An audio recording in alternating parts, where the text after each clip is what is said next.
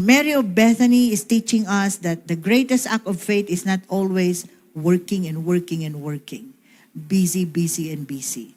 But the greatest act of worship is in our hearts when we choose to spend time with Jesus.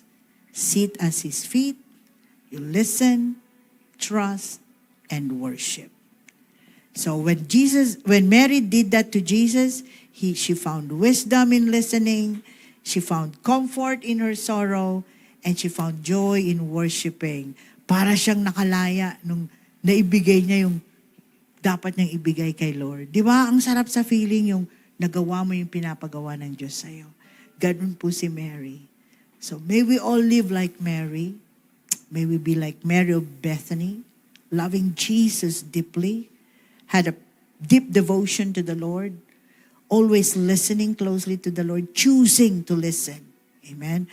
And giving Jesus her best.